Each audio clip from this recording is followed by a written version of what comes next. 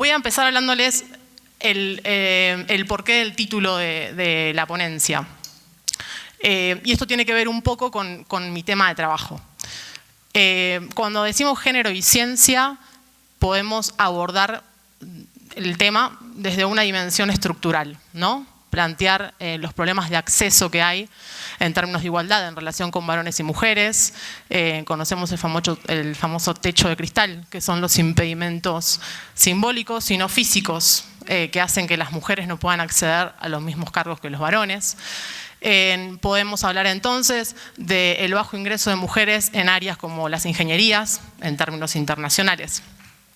También podemos abordar el tema desde un orden simbólico, que está relacionado con el orden estructural, y que este orden simbólico, del cual les voy a hablar hoy, tiene que ver en, independientemente de quiénes hagan ciencia, es cómo hacemos ciencia.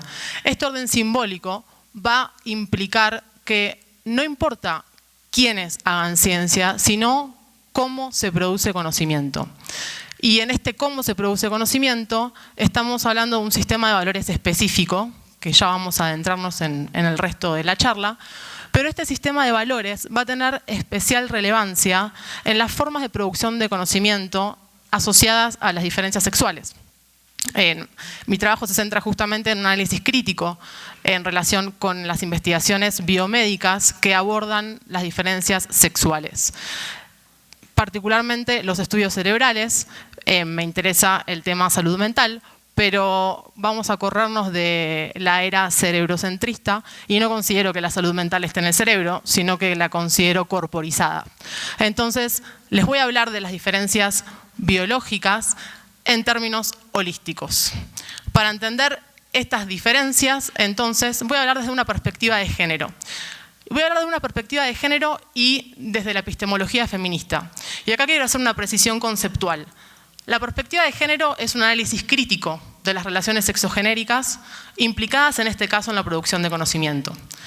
Pero además voy a hacer un aporte desde el feminismo, porque acá voy a tomar la definición de Diana Maffia, que es una gran referente para mí y muchas feministas de América Latina, y ella va a decir que el feminismo, en términos generales, se puede definir con 3 principios epistémicos.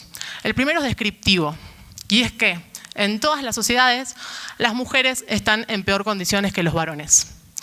El segundo es prescriptivo, es decir, emitimos un juicio de valor y señalamos que eso es injusto. Y el tercero, y fundamental, es el compromiso, estar comprometidas y comprometidos para una acción orientada a este cambio, o sea, cambiar esta injusticia. Entonces, hablo desde el feminismo, desde la epistemología feminista, porque además del análisis histórico en relaciones de sexo-género, también hablo de elaboraciones prácticas para una acción orientada al cambio. Entonces, cuando decimos feminismo, no estamos hablando de personas que encarnan cierto sexo o género, sino estamos hablando de personas comprometidas con este cambio, ¿sí? Bien, entonces, vamos a ampliar un poco la definición, la primera, que es la descriptiva, y voy a decir que en todas las sociedades, las mujeres cis, es decir, que no son trans, que se identifican con el género y o sexo asignado al nacer, las personas trans, travestis, gays, bisexuales, pansexuales, lesbianas, estamos en peores condiciones que el varón cis, heterosexual, occidental y propietario. Este es el sujeto hegemónico.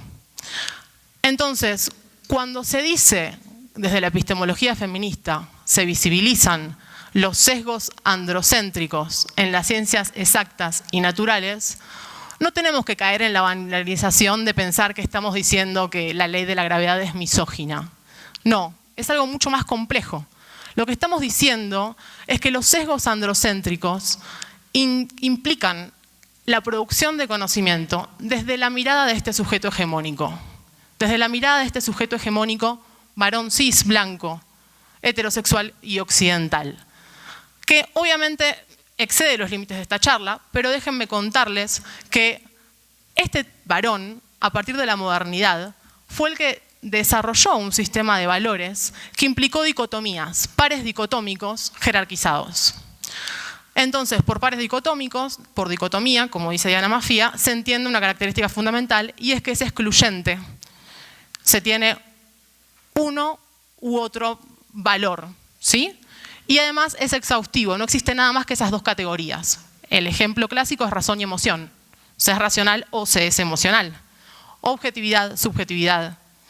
Neutralidad, valor. Universalidad, particularidad. Abstracción, lo concreto. Fácilmente podemos asociar el primer lado del par al género masculino y el segundo lado del par al género femenino. Este sistema de valores se encarnó en los cuerpos. Entonces, el lado masculino lo asociamos al varón cis y el lado femenino a la mujer cis.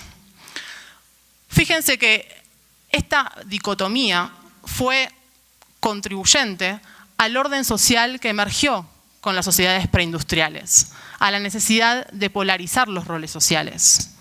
Entonces hubo un orden sociopolítico que habilitó reinterpretar los cuerpos en términos dicotómicos. Y para mí, esta reinterpretación se puede leer en un lenguaje de dimorfismo. Escucharon hablar de la idea de dimorfismo, que es dos formas en toda la especie humana.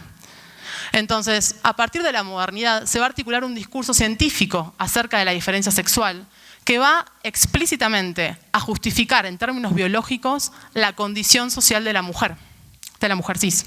Va a estar circunscripta a la esfera privada. A través de los siglos, con la emergencia de distintas disciplinas científicas, se va a actualizar esta idea.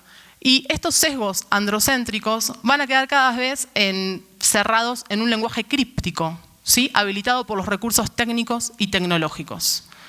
Entonces nos encontramos en la actualidad con un discurso científico acerca de la diferencia sexual que dentro o en el marco de este lenguaje críptico va a seguir sosteniendo esta división social decimonónica.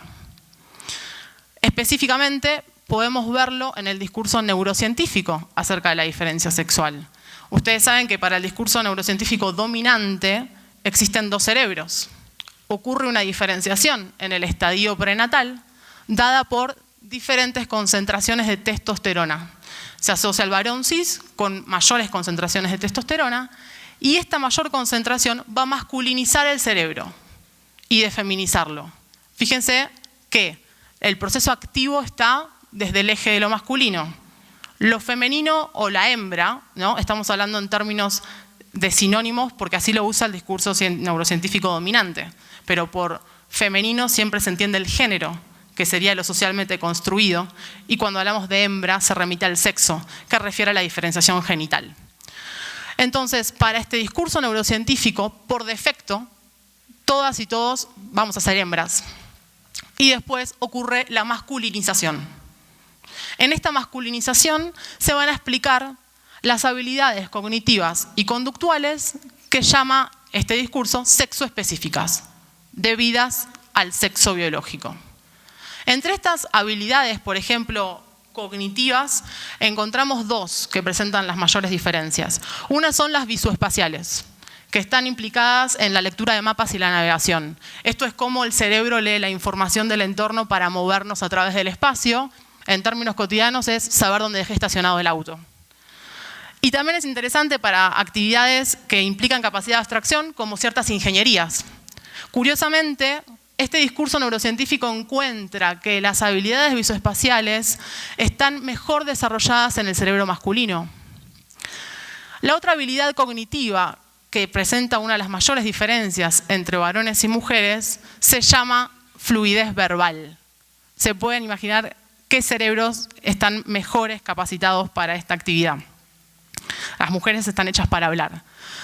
Esta linealidad en el discurso la encontramos en muchos argumentos biomédicos del siglo XVIII y XIX. Pero hoy fíjense cómo viene a presentarse, ¿no? En términos de habilidad visoespacial y en términos de fluidez verbal.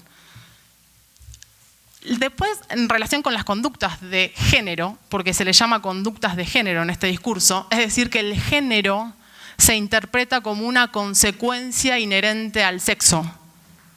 Mi genitalidad va a predecir mis capacidades y mis conductas. Estas conductas implican, sobre todo, la conducta de juego y elección de juguete, la identidad de género y la orientación sexual. Por conducta de juego estamos entendiendo lo que muchas y muchos seguramente piensan, la elección de muñecas y servir el té de las nenas y jugar a la pelota, a la lucha y a los autos de los nenes. Según este discurso, que está ligado con argumentos evolucionistas, esto se explica por los roles en la reproducción. El macho asociado a la caza y al movimiento necesariamente tiene que desarrollar habilidades en pos de eso, y la hembra abocada a la maternidad. Entonces, la testosterona en el estadio prenatal organiza el cerebro de manera tal que después se dan estas elecciones. Y este discurso va a decir que incluso se ve en primates no humanos, esta elección. Porque a los monos también se les ha hecho 2 estudios, existen nada más, terriblemente sesgados en términos metodológicos, no me voy a extender en eso, pero se asocia justamente los primates no humanos a los humanos, se le pone la carga valorativa del juego a los monos y se interpreta que las hembras van a elegir la muñeca también. En relación con la identidad de género y la orientación sexual, se entiende que por defecto nuestros cerebros serían cis y heterosexuales. Entonces hay una batería de investigaciones intentando encontrar las causas de la transexualidad y la homosexualidad, ¿no? Así diagnosticada por este discurso. Bueno, evidentemente hay muchísimos sesgos que tienen que ver con, primero, los presupuestos e hipótesis que guían estas investigaciones, después con las interpretaciones de resultados, con los recortes estadísticos y con la arbitrariedad metodológica. Tal es así que en el año 2010 se formó una plataforma, Neurogendering Networks, que sobre todo reúne trabajos de Estados Unidos, Canadá, Australia e Inglaterra, y son un conjunto de investigadoras que de una manera interdisciplinar hacen una crítica al llamado neurosexismo, cómo los presupuestos en relación con los estereotipos de género permean las hipótesis y sesgan la interpretación de resultados. Cómo la baja muestra en los estudios, la baja estadística que se maneja, es usada por los medios de divulgación para legitimar la idea del cerebro rosa y cerebro celeste. Acá se hace una crítica desde el neurofeminismo, que se llaman ellas neurofeministas. Y además plantean una neurociencia feminista, y es en la dirección que les dije yo antes, es decir, el desafío de poder elaborar nuevos criterios para desandar estos sesgos androcéntricos. Es interesante la línea de trabajo de la investigadora Daphna Joel, y ella lo que encuentra es que es inválido categorizar los cerebros de acuerdo al criterio varón-mujer, y esto es por la alta plasticidad que nos caracteriza como especie, ¿no? La capacidad con la que incorporamos experiencia, no solamente en el cerebro, ya les voy a contar, que también esto impacta en nuestros órganos y sistemas fisiológicos en general. Pero lo que ella encuentra entonces es que cada cerebro es una combinación única de factores y plantea la hipótesis de cerebro mosaico. Lo que nos quiere decir es que si bien cromosomas y hormonas obviamente afectan nuestra constitución cerebral, no la determinan. Y esto es un punto de inflexión con el discurso neurocientífico dominante, que lo que va a plantear es una biología determinista, rígida, y que además implica conductas. En cambio, la hipótesis del cerebro mosaico nos habla de una biología dinámica, permeada y plástica a nuestra experiencia social. Una experiencia social indefectiblemente generizada. Entonces, las prácticas de género también forman parte, moldean nuestro cerebro. Es interesante porque también ella recientemente hizo un estudio donde a través de cuestionarios propone que la identidad de género y la orientación sexual no es homogénea en una persona, que puede variar a lo largo de la vida y que nunca una persona tiene prácticas o deseos o intereses en la misma dirección. Y esto está en consonancia con la hipótesis del cerebro mosaico. Y también se vio que habilidades como las visofaciales mejoran con el entrenamiento. Un entrenamiento que la mejora, paradójicamente, es el videojuego, que está claramente generizado. Hay un entrenamiento informal del varón. Y esto es interesante si lo comparamos con las matemáticas, donde históricamente se supone que el varón es superior a la mujer. Bueno, evidentemente en algún momento esto fue cierto, porque las mujeres no ejercitaban. Pero fíjense que las diferencias se fueron diluyendo de manera directamente proporcional a que las mujeres empezaron a elegir la orientación físico-matemática en el secundario. Entonces imaginemos que en las habilidades visoespaciales sigue habiendo un entrenamiento informal de los varones, aunque estas diferencias son muy pequeñas, están solapadas y no son diferencias enormes como plantea el discurso dominante. Lo que a mí me interesa plantear acá es que en general, cuando hablamos, por ejemplo, de la conducta de juego, nosotras y nosotros que estamos acá presentes, supongo que pensamos que obviamente hay una normativa de género para que el nene no juegue con la muñeca y la nena no juegue con la pelota. Y eso lo tenemos bastante saldado en la discusión. Pero fíjense que en relación a la identidad cis y heterosexual no hay tanta discusión, ¿no? Por más que seamos amplias y amplios y digamos que incluimos y somos diversas y diversos, ¿qué pasa con una misma? Porque en general, cuando planteamos la hipótesis del cerebro mosaico y decimos, bueno, cada cerebro es una combinación única de factores y puede ser compatible con esta idea de que cada persona muestra una serie de prácticas y conductas que son variables dentro de lo que es una identidad y una orientación sexual, esto no deja de poder plantear quizás una causalidad, ¿no? Que un cerebro que sea una combinación cause un comportamiento también que sea una combinación.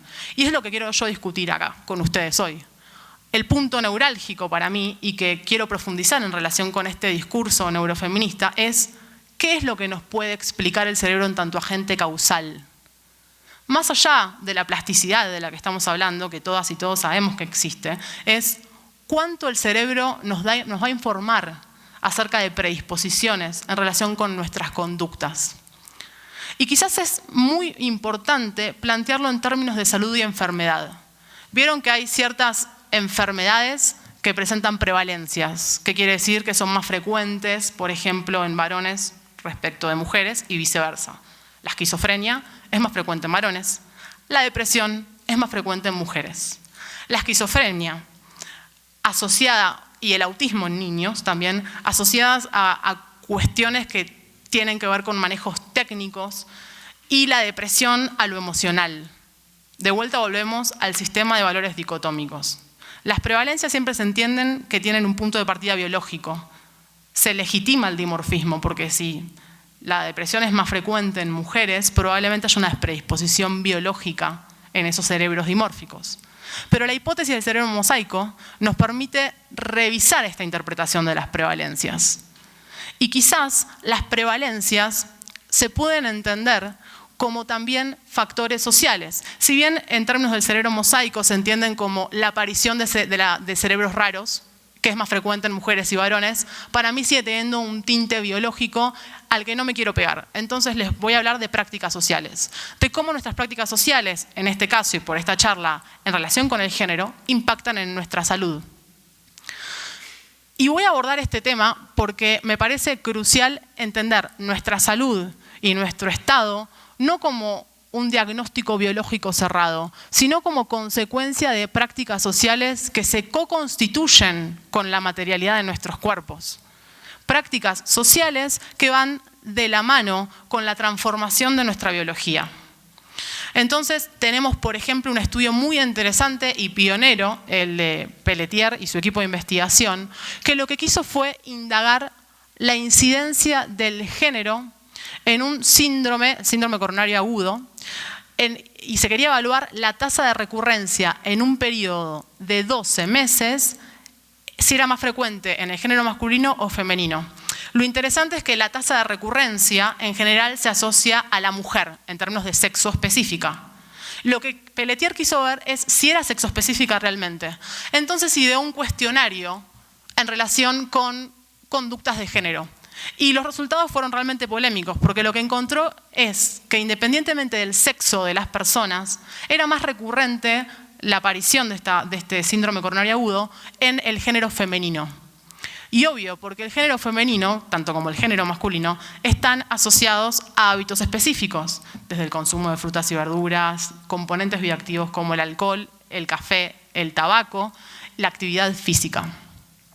Podemos profundizar un poco más y decir que también el género implica no solamente estos hábitos que tienen un impacto físico-químico directo, pero también roles e intereses, las tensiones entre lo público y lo privado, lo académico, profesional y lo familiar. Esas tensiones que construyen nuestras subjetividades ligadas a intereses y deseos, ¿cómo afectan nuestra salud? ¿Cómo podemos entender la depresión de una manera mucho más profunda y no caer en un reduccionismo bastante lineal, que sea asociarlo a predisposiciones biológicas que aún hoy no se han constatado? Tampoco para la esquizofrenia en varones. Se buscan las predisposiciones genéticas, los circuitos neuronales, los resultados son inconsistentes y no se encuentra el conjunto de genes ligado a, o los circuitos neuronales ligados a. Y eso es interesante, porque de lo que nos está hablando es de la necesidad de nuevas preguntas y no insistir en la misma pregunta, y que implica legitimar un dimorfismo que a su vez respalda la organización social dicotómica en un sentido político. Entonces, la pregunta que sigue es: ¿cuál es nuestro anclaje biológico cuando correlacionamos entonces genitalidad y género? De la misma manera que nos cuestionamos, que podemos cuestionarnos nuestra plasticidad biológica en términos de salud y enfermedad, ¿cómo podemos entender nuestra identidad de género y nuestra orientación sexual, por ejemplo? Estoy dando un taller de capacitación de género y también parte de, para mí, en la epistemología feminista, el feminismo, es salir un poco de la teoría del libro y del aula y problematizarlo y politizarlo, sobre todo en nuestras prácticas. Entonces lo que hice fue generar una reflexión en términos personales, de decir por qué expresan el género que expresan, se identifican con el género que se identifican y por qué sus prácticas sexuales. No de manera inquisitiva y para forzar a las personas a decir está mal o bien lo que hacen, porque no está mal o bien nada asociado a eso, sino simplemente para reflexionar la manera en que todas y todos reproducimos activamente ciertas características asociadas a los géneros. Todas y todos lo hacemos. Cuando nos ponemos a analizar el correlato entre genitalidad y género, entonces, no es solamente romper con la idea de un vínculo causal. La genitalidad causa el género. Yo me propuse desarrollar otro tipo de vínculo y tiene que ver con algo estadístico, un vínculo estadístico normativo. Entonces, hay una correlación, pero no implica causalidad. Es lo mismo que yo les diga, cada vez que me pongo el pañuelo verde en la muñeca viene más rápido el colectivo. Hay una correlación, efectivamente. Ahora, eso no implica que porque me ponga el pañuelo verde cause que la persona que maneja el colectivo llegue temprano, o puntual o a la misma hora. Son dos hechos aislados. Pensémoslo entonces en términos de genitalidad y género. Obviamente hay una correlación entre vagina y género y pene y género, pero porque hay una normativa que hace que exista esa correlación. Eso no implica causalidad. Y además partimos de una genitalidad que suponemos dimórfica, cuando sabemos que hay una multiplicidad de formas de genitalidad, que son adecuadas a una u otra forma. De vuelta, la dicotomía política social impacta en cómo nosotras y nosotros adecuamos nuestro cuerpo.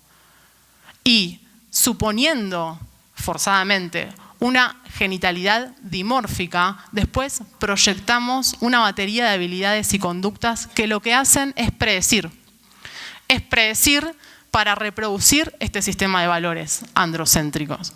Entonces, la primera tarea que tenemos que hacer cuando cuestionamos la correlación entre genitalidad, me dijo el tiempo y me puse nerviosa. Me dijiste 20, ¿no? Va, gracias.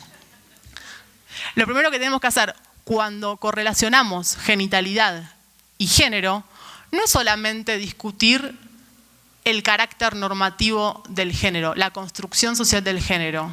Creo que tenemos que profundizar más y tenemos que discutir el carácter normativo del sexo, la construcción que hacemos de los sexos.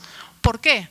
Porque imagínense cómo impacta que a lo largo de la historia, y que esto tiene una herencia en términos de patrones sociales y culturales, hayamos prescripto los cuerpos de acuerdo a determinadas actividades. Que la nena tenga que usar la pollera, juegue con la muñeca, no se trepe al árbol, cierre las piernas, coma menos porque tiene menos fuerza. ¿Cuál es el impacto que tiene en nuestro desarrollo físico-muscular? ¿Cómo sabemos que la altura es dimórfica o el peso es dimórfico? En primer lugar, hay muchos solapamientos. Y en segundo lugar, desde la cultura occidental, pasaron siglos para generar una imagen dimórfica de los cuerpos. Y cada vez que nos adentramos más en la biología molecular, en vez de reafirmar la idea de dimorfismo, la diluimos. Porque cada vez nos complejizamos más. Fíjense qué interesante que, por ejemplo, la testosterona evidentemente presenta variaciones entre varones y mujeres, pero también entre varones y entre mujeres. El estrógeno y el estradiol, las mal llamadas hormonas sexuales, no presenta diferencias de concentración entre varones y mujeres. Sí presenta diferencias entre personas embarazadas y personas no embarazadas, pero eso es otra dicotomía. Pero sin embargo, esta idea de hormona sexual que hace parte de esta biología dimórfica, también transforma nuestra conducta, ¿no? En términos de la estabilidad emocional. Algo que tampoco está correlacionado empíricamente. El ciclo menstrual con la emoción y el mal humor no tiene correlato empírico, nunca se evidenció empíricamente. Tampoco la testosterona en términos de habilidad atlética.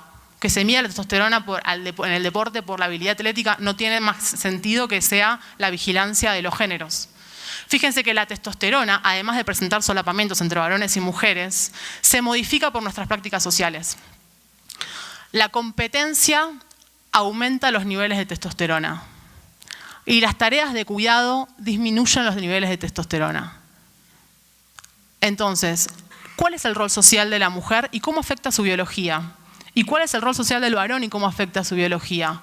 En otras culturas donde el varón forma parte del cuidado, no presenta grandes diferencias de testosterona en relación con las mujeres. Tampoco hay pruebas empíricas que relacionen testosterona con agresión, ni con la libido. Porque incluso la testosterona presenta ritmos circadianos y estacionales. Es decir, cambia a lo largo del día y por las estaciones del año. Es más alta a la mañana y es más alta en la estación otoño, no en primavera, ¿no? Como la idea de la primavera y la sexualidad, también otro mito. No hay correlaciones empíricas para que justifiquen biológicamente la conducta del varón y la conducta de la mujer.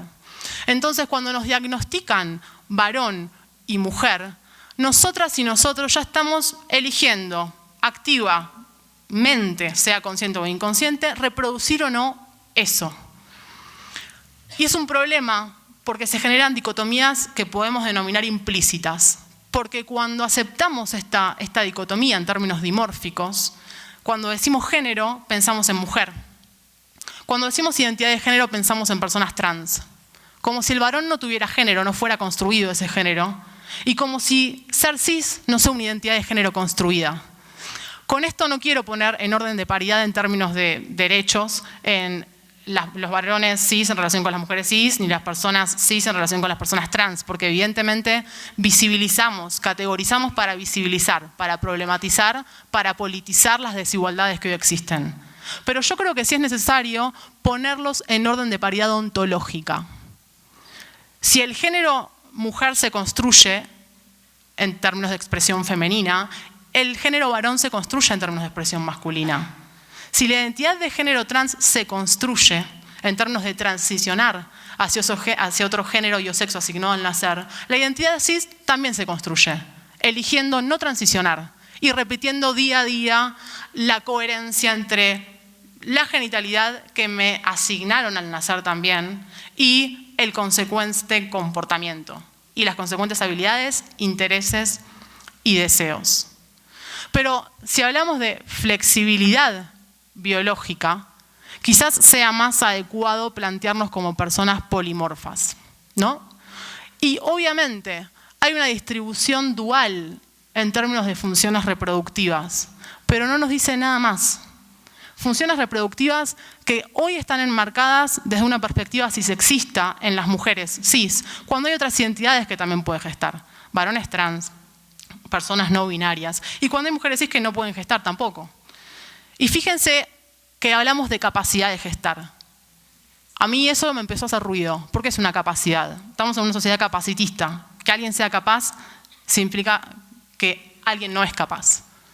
Y esa incapacidad no remite al varón cis, porque no es su función. Remite a las mujeres cis infértiles o que no quieren tener hijos e hijas, a los varones trans que se los invisibiliza o a personas no binarias. Esa capacidad lo que tiene es una carga prescriptiva que viene de la modernidad y del argumento biológico para circunscribir a la mujer a la esfera privada, la maternidad como sinónimo de realización.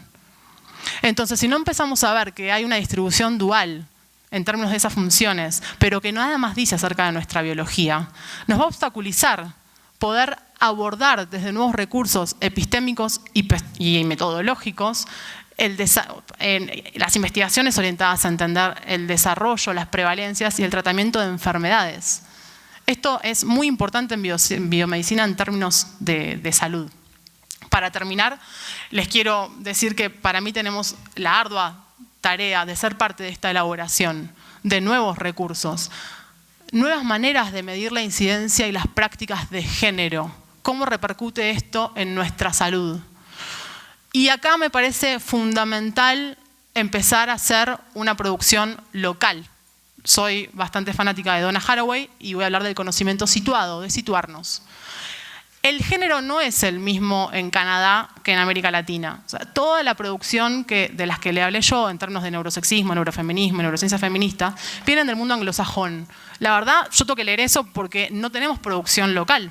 Pero lo que tenemos que empezar a generar es producción local. El género en América Latina es uno. Y además ya es universalizarlo, porque imagínense que en cada país es diferente, hay diferentes grupos étnicos. Entonces empecemos a localizar en contra de esta universalización que lo que hace es legitimar dicotomías. Cuando generemos una producción local, cuando entendamos el género de una manera local, con preguntas adecuadas y pertinentes, vamos a poder abordar más y mejor cuestiones que tengan que ver con nuestras diferencias biológicas. Y a esto me refiero con el título. Los estereotipos de género crean diferencias biológicas. Y esto es fundamental en la investigación biomédica para una nueva interpretación de los cuerpos, sin recaer en las dicotomías prescriptivas varón y mujer. Gracias. Gracias, Lucía, por tu exposición. Vamos a dar paso a las preguntas, por favor. Comenzamos entonces, estoy segura que tiene muchas inquietudes. Ten la bondad, presionas el botón rojo y cuando finalices lo vuelves a apagar. Gracias. Me gustaría que nos explique, ¿no?, cómo entender la práctica política de los movimientos LGTBI y la ideología abortista que aún se encuentran en debate dentro del país y en Hispanoamérica. ¿Contesto directamente? No entiendo bien la pregunta en relación con LGTBI. ¿Cómo, me la puedes repetir? Sí. De todo lo que usted nos habló sobre, en realidad, sobre la identidad de género, toda su epistemología, ¿verdad? En este sentido me surge la inquietud, ¿cómo entender en la práctica política los movimientos LGTBI y la ideología abortista que aún se encuentra en debate dentro del país y en Hispanoamérica? Ok, gracias. Bueno, en términos de práctica política, me parece, y voy a recurrir a Spivak, que las identidades son estratégicas. ¿Por qué? Porque considero que no hay una esencia que nos defina. Por eso hablé de esta producción biológica de los cuerpos y de esta producción genérica y biológica de las categorías varón-mujer. Si yo hoy me identifico como mujer es en términos políticos, porque obviamente no biológicos, no sé qué es una mujer biológica, nadie lo sabe, es un ideal que nadie cumple. Si personas acá, varones y mujeres, están en la sala, no sé quién se hizo un genotipado para comprobar su corrección cromosómica, sus concentraciones supuestamente hormonales, acordes, su cerebro, algo que ni siquiera está en el ideal científico. Entonces es un ideal completamente normativo.